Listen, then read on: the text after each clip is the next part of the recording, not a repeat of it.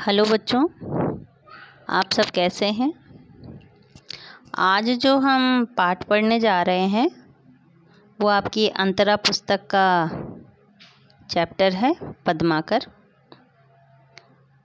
का चैप्टर है। इनके कवित्व हैं पद्माकर जी के। और इसमें बच्चों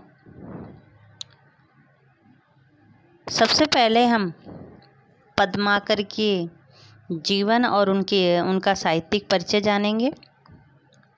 तो बच्चों, जो पद्माकर जी थे उनका जन्म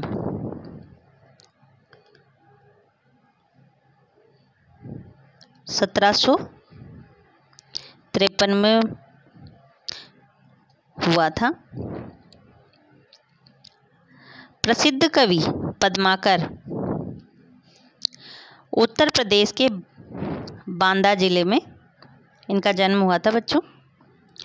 और इनका जो पारिवारिक वातावरण था वो कवित्वमय था, यानी इनके परिवार में भी उनके पिता जो अन्य लोग थे वो कवि थे। इसलिए इनके वंश का नाम ही कविश्वर पड़ गया। क्या पड़ गया बच्चों? कविश्वर।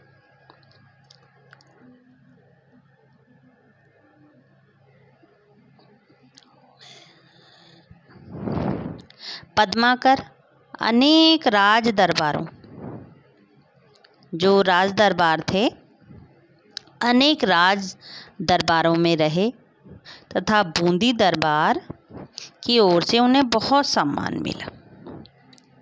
बूंदी दरबार जो था, बूंदी दरबार जो राजस्थान में है, उसकी ओर से उन्हें बहुत सम्मान मिला, दान भी मिला था उन्हें।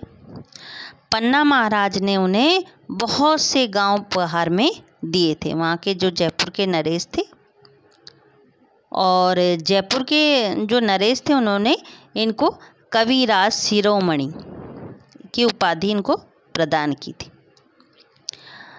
और साथ में इन्हें जागीर, जैसे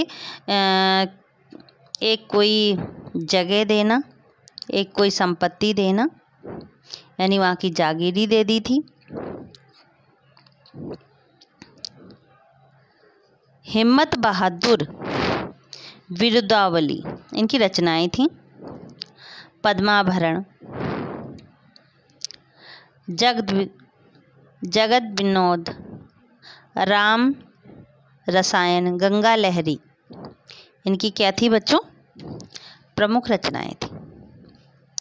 पद्माकर ने वास्तव में मूर्त विधान करने वाली कल्पना के द्वारा प्रेम और सौंदर्य का बच्चों मार्मिक चित्रण किया है। मार्मिक यानी मन को छूने वाला, हृदय को छूने वाला। स्थान स्थान पर लाक्षणिक शब्दों के प्रयोग द्वारा वे सूक्ष्म से सूक्ष्म, यानी बहुत छोटे से छोटे भावानुभूतियों को सहज ही मूर्तिमान कर देते थे। उनके ऋतु वर्णन में भी इसी जीवंतता और चित्रात्मकता के दर्शन होते हैं। अब आप बच्चों पूछेंगे कि ऋतु वर्णन आप जानते ही होंगे। ऋतु माने जो हमारे देश में आने वाली ऋतुएं हैं, जैसे 6 ऋतुएं होती हैं, वैसे 4 बोलते हैं नॉर्मली। 6 ऋतुओं, हेमंत, शिशिर, बसंत, ग्रीष्म, शीत, ये सारी जो ऋतुएं हैं उनका वर्णन समय अनुसार। उनके आलंकारिक वर्णन का प्रभाव आने वाले कवियों पर भी पड़ा है। पद्माकर जी की भाषा जो थी वो सहज, सुव्यवस्थित और प्रवाहपूर्ण। काव्य लक्षणों का पूरा निर्वाह उनके छंदों में हुआ है। यानी जो कविताओं के लक्षण होते हैं, जिसमें वात्सल्य, प्रेम इत्यादि होते हैं, उनका वर्णन इनके छंदों में, इनके कवित्वों में देखने को मिलता है। गतिमयता और प्रभावपूर्णता की दृष्टि से सवैया और कवित्व पर जैसा अधिकार पद्माकर का था, वैसे अन्य किसी कवि का नहीं दिखाई पड़ता। पद्माकर का भाषा पर अद्भुत अधिकार था। और बच्चों, अनुप्रास द्वारा ध्यान चित्र खड़ा करने में अद्वितीय थे। अनुप्रास अलंकार बच्चों कहाँ होता है? अनुप्रास अलंकार, अनुप्रास यानी जहाँ पर एक ही वर्ण की आवृत्ति होती है। आवृत्ति माने बार बार आता है। वहाँ पर बच्चों अलंकार जो होता है वो अनुप्रास होता है। जैसे आपको एक बता दिया जाए कि मदन मोहन के महकते चेहरे पर एक मधुर सुंदरता थी। अब माँ की आवृत्ति इसमें बार बार हो रही है, इसलिए इस छंद में अनुप्रास अलंकार।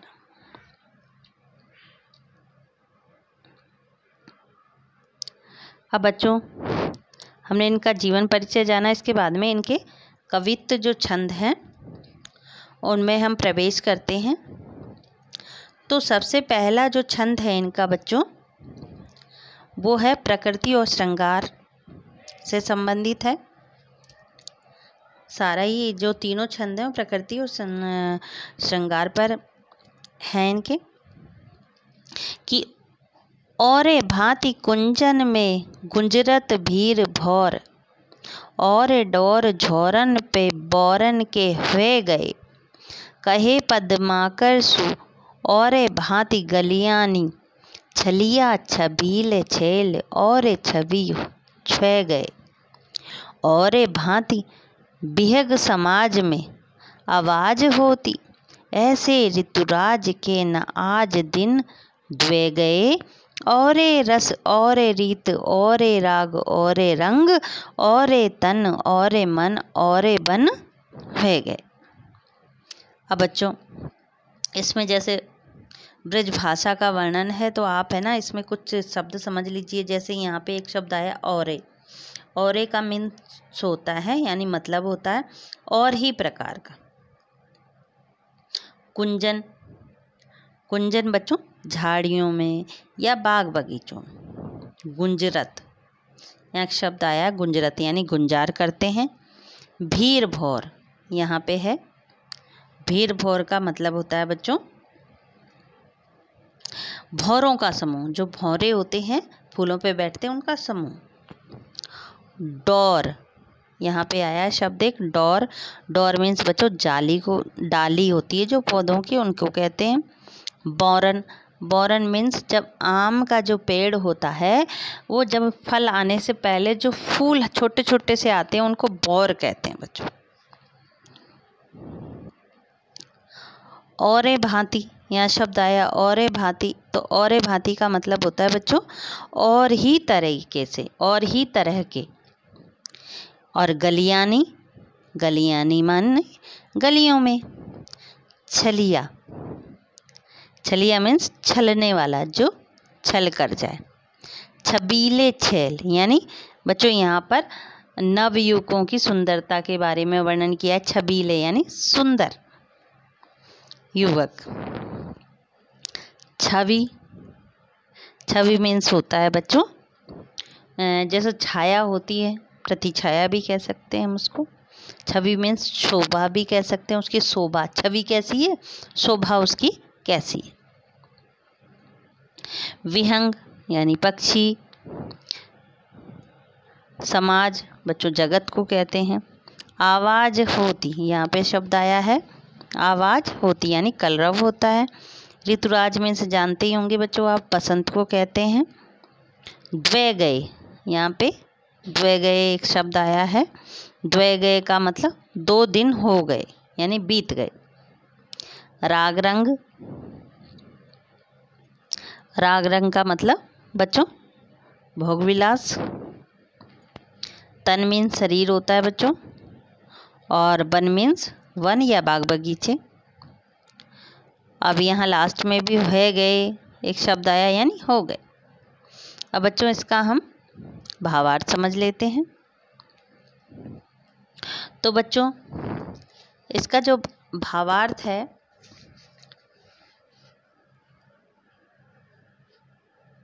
कि शिशिर ऋतु जो थी, शिशिर यानी सर्दी, हल्की सर्दी जो होती है, सो शिशिर ऋतु कहते हैं।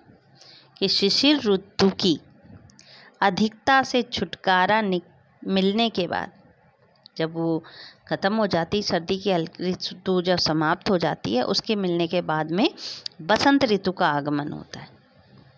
और बसंत ऋतु के आगमन पर मानव, पशु पक्षी तथा वनस्पति सभी को जो बसंत का मौसम है प्रभावित करता है। यानी बसंत आ गया। जिन कुंजों में शिशिर ऋतु में शांति रहती है, जिन कुंजों में शिशिर ऋतु में यानी ठंडी की ऋतु में या सर्दी की ऋतु में शांति रहती है, वहीं आज जो बाग बगीचों में रंग बिरंगे फूल खिल गए और भौरे उन पर मनोहारी गुंजार कर रहे हैं, यानी गुंजन कर रहे हैं। जो वृक्ष पुष्प पत्ते बिना पत्तों के खड़े थे, विहीन खड़े थे, उनकी डालियां अब पुष्पों से यानी फूलों से लदने लगी। पद्माकर कवि कहते हैं कि गलियों का सौंदर्य भी बहुत बदल गया है। सुंदर नवयुवक अपनी अनोखी छवि लिए हुए जब चलते हैं तो गलियों में चारों ओर उनकी सुंदरता कुछ और ही दिखाई देती। पक्षियों के कलरव की भी कुछ अलग ही प्रकार की ध्वनि हो गई है। उनकी आवाज में प्रेम का आकर्षण। सभी अभी जो ऋतुराज के आगमन को कुछ ही समय बीता, फिर भी उसने अपना राजस्वरूप यानी राज जैसा, यानी चारों तरफ जैसे राजा राज्य करता, उसी तरह से जो बसंत ऋतु है उसने अपना राजस्व रूप प्रकट कर दिया। ऋतुओं के राजा बसंत के आगमन पर प्रकृति ने नया साज श्रृंगार किया है। चारों ओर एक अद्भुत रस है, अनोखी रीति तथा अनोखे भोग विलास दिखाई दे रहे हैं।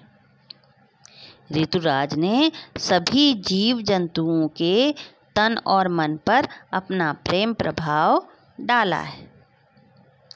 वे बदले से लगते हैं, अर्थात जब बसंत ऋतु आती है तो इस ऋतु में तन मन में नई उमंग भर जाती। अब बच्चों, अगला जो काव्यांश है सेकंड वाला, वो है गोकुल के कुल के गली के गोप गाउन के जो लगी कछु को कछु भाखत भने नहीं। कहे पद्माकर परोस पिछवारन के द्वारन के दोरी गुण अवगुण गने नहीं। तो लो चलित चतुर सहेली याही कोहू कहू, नीके के निचोरे ताही करत मने नहीं। और हो तो श्याम रंग में चुनरी चित चोरा चोरी, बोरत तो बोर्यो पे निचोरत बने नहीं। आहा, कितना सुंदर इसमें दृश्य दिखाया गया है कि गोकुल में जब ब्रज में यानी गोकुल में जब ब्रज की होली जब खेली जाती है, उसका सजीव चित्रण इसमें गोपियों और कृष्ण के प्रति जो होली में प्रेम व्यक्त किया जाता है उसका इसमें चित्रण किया हुआ है। तो सबसे पहले बच्चों हम इसके शब्दार्थ जान लेते हैं। यानी कुल परिवार, गोप यानी ग्वाल बालों को कहा जाता है, गाउन माने गांव, कछु को कछु यहाँ शब्द आया बच्चों यानी कुछ का कुछ, भाखत बने नहीं भने नहीं यानी कहते नहीं बनता है, यानी या कहा नहीं जा सकता है। पिछवारन यहाँ शब्द है बच्चों पिछवारन यानी पिछले यानी घर के पीछे रहने वाले। द्वारन यानी दरवाजा, दरवाजे को कहते हैं बच्चों द्वारन। दौरी यानी दौड़े। गुण अवगुण यानी गुण अवगुण। गने यानी गिनते नहीं है या परवाह नहीं करते। को कहूँ यानी बच्चों क्या बताऊं। नीके मीन्स अच्छी तरह। निचोरे, निचोरे यहाँ शब्द निचोड़ना जिसे होता है, जैसे पानी जब हम कपड़े निचोड़ते हैं तो वो पानी निकालते हैं उसमें से, उस शब्द को कहते हैं निचोड़ना। यानी करत मने नहीं यानी बच्चों मन नहीं करता है। हों माने मैं। श्याम रंग यानी कृष्ण रंग में या कृष्ण के प्रेम में। बोरत, बोरत माने डुबोना। और निचोरत यानी निचोड़ना। बने नहीं यानी नहीं बन रहा, यानी बन नहीं रहा। अब बच्चों इसका भावार्थ हम जान लेते हैं कि ये बसंत ऋतु जो होती है उसके आगमन पर जहाँ एक और प्राकृतिक सौंदर्य पिछले वाले में हमने देखा परिवर्तित हो जाता है, वहीं दूसरी ओर गोकुल निवासी गोप गोपियों के गांव गली के सौंदर्य में भी परिवर्तन आ जाता है। प्रकृति के इस प्रभाव के कारण लोग कुछ न कुछ कह रहे हैं जिसका वर्णन संभव नहीं है, जिसके बारे में बताया नहीं जा सकता। पद्माकर जी जो कवि हैं वो कहते हैं कि आसपास के लोगों के स्वभाव में जो परिवर्तन हुआ है, जो बदलाव हुआ है, उनके गुण अवगुणों अच्छाई बुराई पर घर द्वार में कोई ध्यान नहीं दे रहा। यहाँ पर लोग बिना भेदभाव के अपने पड़ोसियों के दरवाजे पर जाकर होली खेलते हुए रंगों से सराबोर हो रहे हैं। एक सखी कहती है कि तू इन कपड़ों को निचोड़ ले ताकि रंग और कालिमा कम हो जाए, किंतु काले रंग में डूबी गोपी का कपड़ों को निचोड़ने का मन नहीं करता, क्योंकि अब उसका हृदय उसके वश में नहीं है। वो प्रेम रंग में डूब चुकी है। उसने चुपके से कृष्ण के प्रेम में अपने हृदय को खो दिया है, अर्थात उसने अपने मन को सांवले कन्हैया के रंग में डुबो दिया है। अब उसका मन उसी प्रेम रंग में डूबे रहना चाहता है। वह प्रेम रंग जो प्रेम का रंग है निचोड़ कर वो निकालना नहीं चाहती। बच्चों इसमें भी श्रृंगार रस का वर्णन किया गया है, बहुत अच्छा वर्णन है इसमें। और ये जो छंद है वो कवित्त छंद है। अब अगला हम पढ़ते हैं इसमें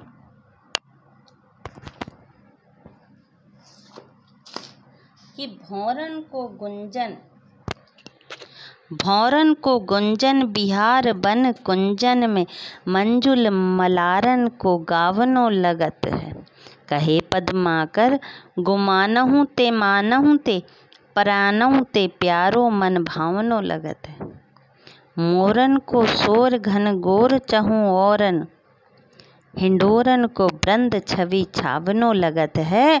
और नेह सर सावन में मेह बरसावन में सावन में झूली वो सुहावनो लगत। बच्चों ये जो छंद है उसमें वर्षा ऋतु का वर्णन है और भौरों को गुंजार यानी गुंजन, मोरों की आवाजें, अब बादलों से जल के रूप में प्रेम की बरसात का मनमोहक वर्णन किया हुआ है। अब बच्चों इसमें कुछ हम शब्द जान लेते हैं, क्योंकि ब्रज भाषा है तो उन शब्दों को समझना भी हमें अति आवश्यक है। इसमें एक शब्द दिया देखो बच्चों, भौरन यानी भौरे, गुंजन यानी गुंजार यानी बोलना, जो गुंजन करना, गुनगुनाना। बिहार, बिहार जगह का नाम नहीं, जगह का नहीं, बिहार मीन्स घूमना। कुंजन, कुंजन मीन्स बच्चों झाड़ियाँ। मंजुल, मंजुल मीन्स सुंदर। मलारन यानी एक राग होता है मल्हार, जो वर्षा ऋतु में गाया जाता है। गावनो लगत यानी गाते हुए प्रतीत होते हैं। गुमानहु, यहाँ शब्द आया बच्चों गुमानहु, यानी गुमानहु का मतलब होता है बच्चों रूठे हुए, या गर्व से भी कह सकते हैं या अहंकार से भी कह सकते हैं इसको। मानहु, यहाँ शब्द आया है मानहु, मानहु का मतलब होता है बच्चों मान करे। उसके बाद में है यहाँ पे शब्द है प्राणहु यानी प्राणों से। मन भावनो यानी प्रिय, मन में भाने वाला, मन को अच्छा लगने वाला यानी प्रिय। चहु औरन यानी चारों ओर। हिंडोरन, हिंडोरा मीन्स झूला। वृंद, वृंद मीन्स बच्चों समूह या समाज को कहते हैं वृंद।